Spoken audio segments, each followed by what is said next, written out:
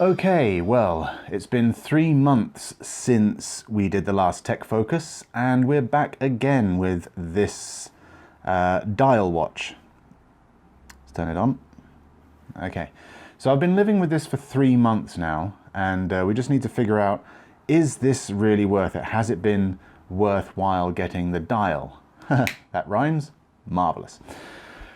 There's been a few issues that I've had with this, and there is something I really would like to get off my chest as well. The dial itself is really still good as a phone and a music player. It's brilliant for that kind of thing, and also for activity tracking. It doesn't seem to have a lot of support. It seems that once it was released, it was then forgotten.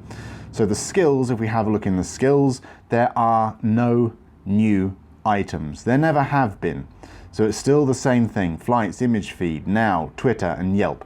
There's nothing else been added. They did add a debug thing, which is here for clearing the cache to stop some problems with music streaming, but that's about it. In the first month, 3 had some problems with billing. They did actually charge people for using the streaming service, but apparently they've fixed that now. The battery, after 3 months, does not last a full day anymore. I always charge it up at night, but it seems that now I have to charge it during the day, which is really, really annoying. Especially if in the morning I go to work, I listen to music on here.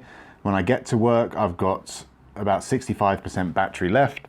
By the time I've finished work, I've got 10% battery, so I must make sure that I charge it up. It's ridiculous now.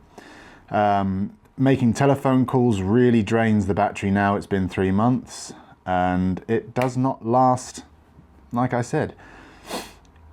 Looking back on it, would I have got it if I'd have known that there was going to be no support and no good battery life in the future?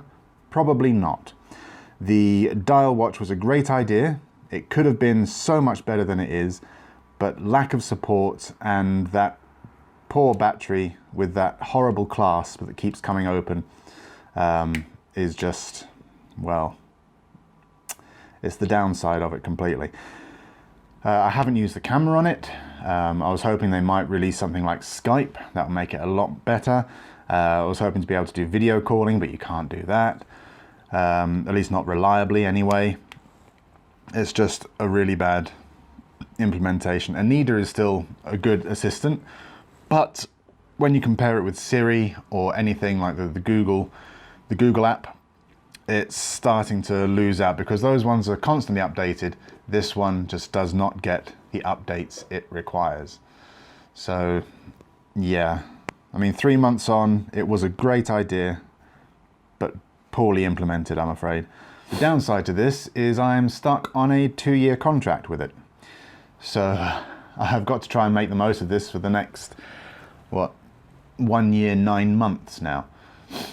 But I very much doubt the battery will be able to cope with that. Probably after a year, it'll turn on in the morning, and by the time I get to work, it'll be dead. The battery life does seem to be going a bit bad. The other thing as well is the connector here. Sometimes it connects and sometimes it doesn't. You have to wiggle it now a little bit to get it to connect reliably. Even though I keep cleaning this out, I keep blasting it with an air duster to try and clear out any gunk. I keep wiping it with a cloth, but nope. The speaker is still good and the microphone still picks up well. It's still okay for calls, but like I said, the battery life really doesn't do much. And it is really, really sad. That could have been such a good idea, such a good smartwatch. My advice, if you're thinking about it, don't get one of these now. Go for a Galaxy smartwatch or the Apple iWatch, or whatever it's called, the Apple Watch, sorry, not iWatch. Look at me, showing my age. So yes, avoid, unfortunately. I so really wanted this to succeed, but it seems like it's a fail. So thank you very much for watching this episode of Tech Focus. Hopefully we'll be able to bring you something a little more interesting later. We've got the Tiger virtual reality glasses we're going to unbox in just a moment for you. And also, maybe later, we might be opening a Microsoft Surface Book, which should be awesome. But thank you very much for watching. Until the next time, until the next video, catch you later. Bye.